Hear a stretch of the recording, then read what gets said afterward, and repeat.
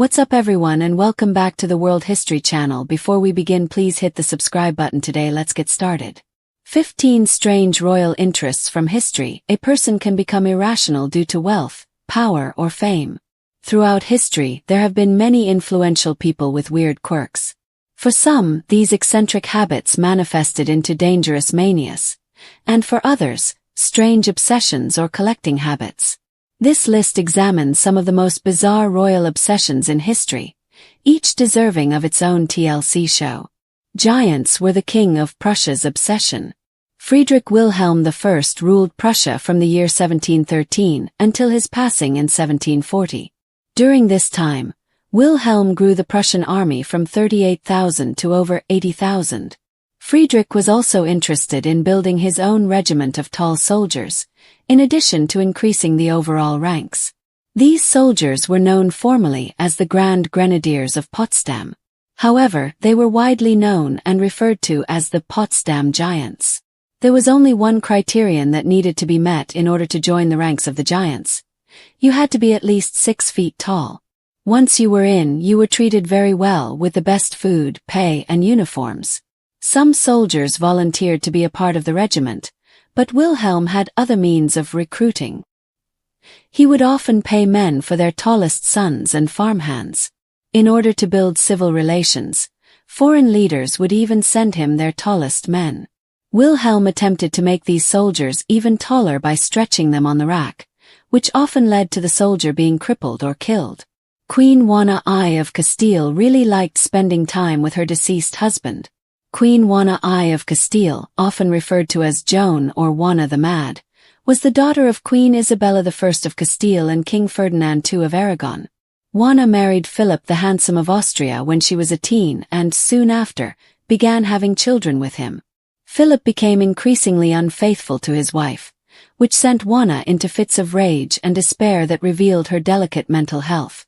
When Philip passed in 1506 at the age of 28, Juana's deteriorating psychological state worsened. It is said that she kissed and caressed Philip's body before allowing it to be embalmed and buried in a monastery near Burgos.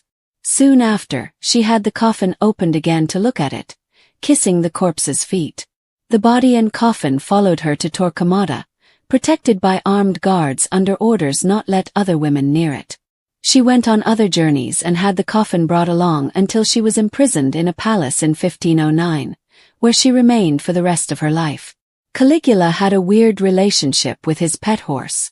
Gaius Julius Caesar Germanicus, what a mouthful, was better known as Caligula. Caligula was a Julio-Claudian dynasty member and Roman emperor from 37 to 41 CE. Caligula made his share of controversial decisions, which included having incestuous relations with his sisters. But his love for his sisters paled in comparison to the love he had for his horse, Incitatus. According to certain historical accounts, Caligula gave the horse a marble stall and a house, and would even invite Incitatus in to eat dinners where he was fed oats mixed with golden flakes.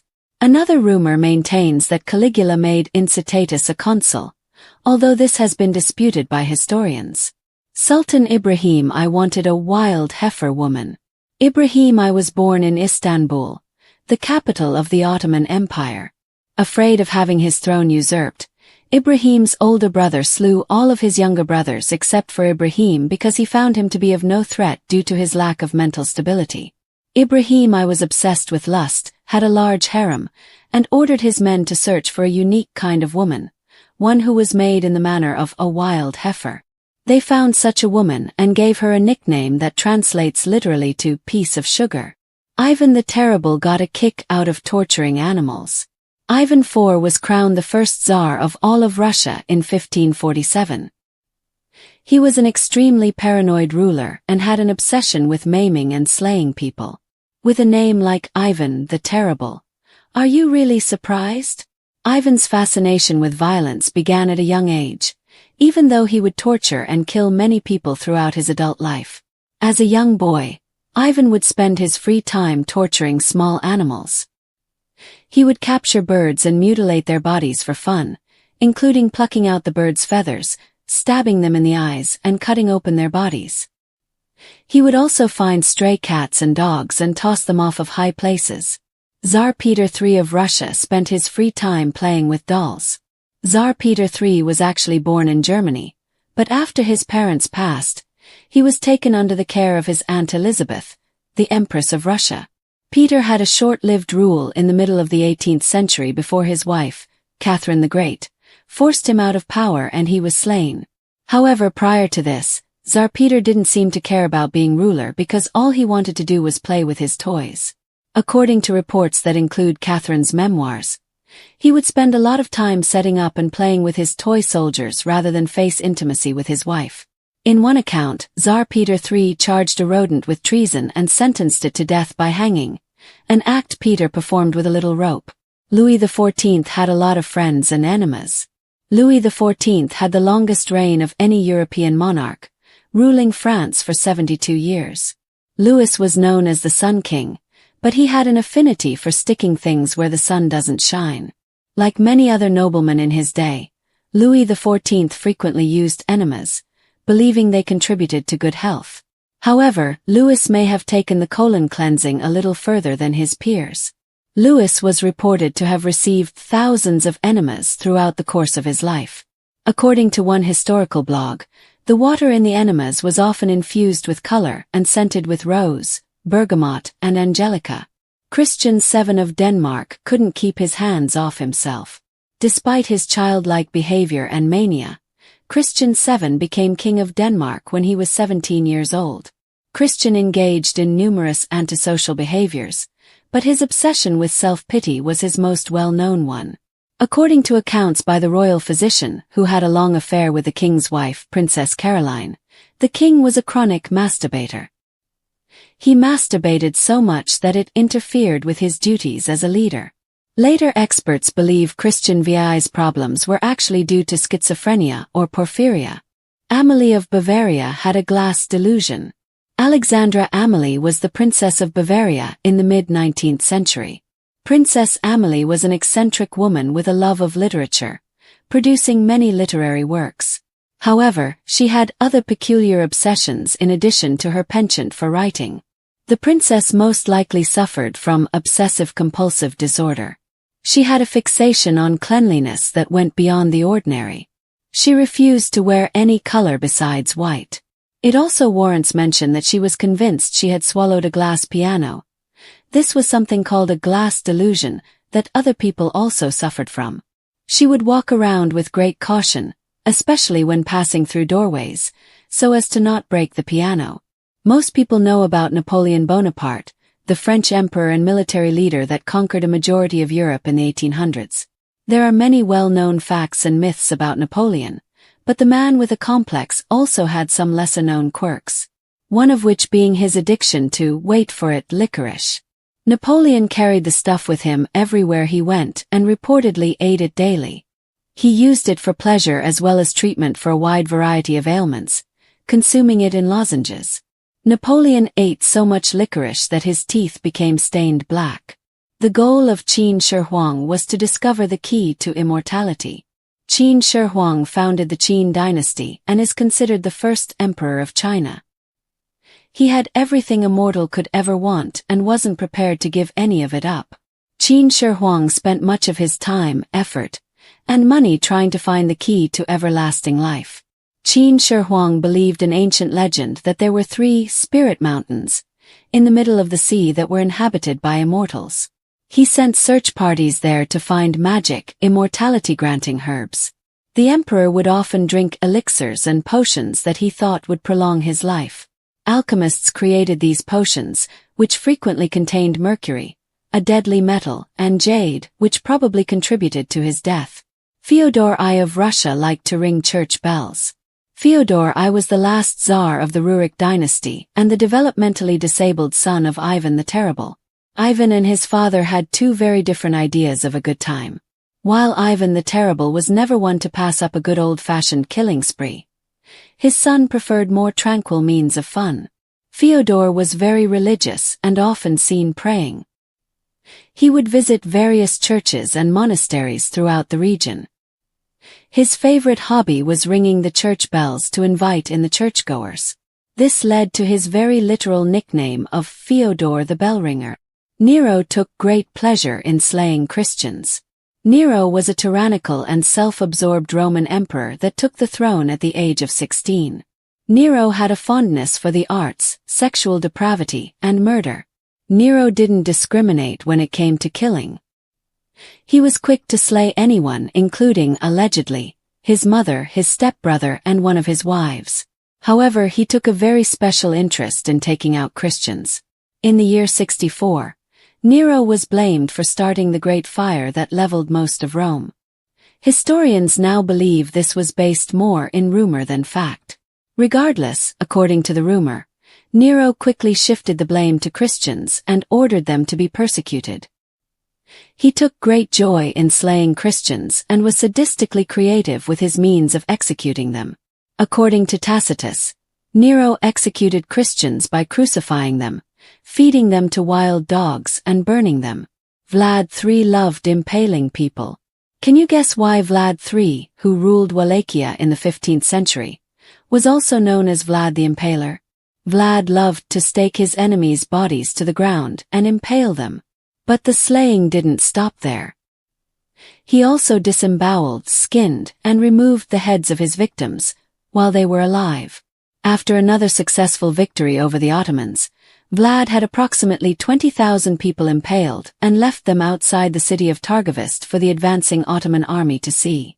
Upon seeing this gruesome exhibit, the Sultan ordered his men to retreat to the city of Constantinople. The Dracula story is thought to be based on Vlad.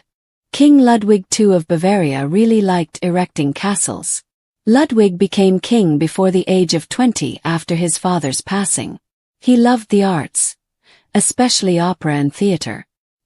His love of castles and desire to build them was most likely inspired by the fact that he grew up in the breathtaking Hohenschwangau Castle. Ludwig was inspired by the Palace of Versailles, the Grand Trianon Palace in France, and the romantic music of Wagner. He began spending much of his time focusing on the design and construction of elaborate fairy tale castles. His creations include Linderhof Palace and the Neuschwanstein Castle in Bavaria, which may have been the model for Disney's Cinderella Castle. Ludwig also commissioned projects like the Herrenchiemsee, a partial replica of the Palace of Versailles which was never finished. Money, power, and fame have historically acted as powerful catalysts for strange behavior, especially among royals who, often surrounded by yes-men and unlimited resources, allowed their eccentricities to evolve into full-blown obsessions. While we've already explored the oddities of Friedrich Wilhelm I and his obsession with tall soldiers, Queen Juana I's tragic love for her dead husband, Caligula's affection for his horse, Ibrahim I's peculiar sexual fantasies, Ivan the Terrible's cruelty toward animals, Peter III's doll collection, Louis XIV's enema fixation, and Christian V's chronic self-pleasure, the list of bizarre royal behaviors doesn't end there. Take Emperor Nero of Rome, for example. Nero was also known for being brutal and was obsessed with performing on stage. He fancied himself a great artist, poet, and actor and forced the Roman elite to sit through his unbearably long performances, sometimes locking the theater doors to prevent them from leaving. He even competed in Olympic Games, rigged in his favor, and declared himself a victor in chariot races even when he fell off the chariot. Meanwhile, Queen Christina of Sweden, who ruled in the 17th century, was obsessed with rejecting traditional gender roles. Though brilliant and highly educated, she abhorred marriage, dressed in men's clothing, and refused to be pressured into producing an heir. She collected books, art, and philosophers and eventually abdicated the throne, converting to Catholicism in defiance of her Protestant upbringing, and moving to Rome to pursue intellectual freedom, though not without causing political shockwaves across Europe. In a different time and place, King Ludwig II of Bavaria, sometimes called the Fairy Tale King, became infatuated with building grand castles inspired by opera and mythology. Most famous is Neuschwanstein Castle, which inspired Disney's Sleeping Beauty Castle. Ludwig's architectural obsessions drained the Bavarian treasury, and his fantasy-driven lifestyle led to his deposition on grounds of insanity before he died under mysterious circumstances. Empress Elizabeth of Austria, known as Sisi, was another royal plagued by extreme vanity and body obsession. She spent hours a day maintaining her ankle-length hair and adhered to extreme diets to preserve her slender figure, often surviving on little more than milk and orange juice.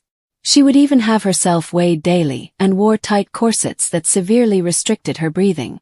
Her fixation on beauty and youth became a psychological torment, isolating her from court life. Then there's King Farouk of Egypt, who reigned in the early 20th century and was notorious for his compulsive hoarding and kleptomania. Despite his enormous wealth, Farouk reportedly stole from friends and guests, including Winston Churchill's watch. His obsession with collecting extended to rare coins, stamps, and pornography, and he ate so excessively that his weight ballooned rapidly before his exile. Similarly peculiar was Tsar Nicholas II of Russia, who had an almost religious devotion to a mystic, Grigory Rasputin. Nicholas and his wife Alexandra believed Rasputin was the only person who could heal their hemophiliac son, Alexei. This obsession with Rasputin's influence blinded them to court corruption and helped undermine the monarchy's legitimacy, contributing to the fall of the Romanovs. In a darker vein, King Charles VI of France, known as Charles the Mad, suffered from bouts of psychosis so severe that he believed he was made of glass.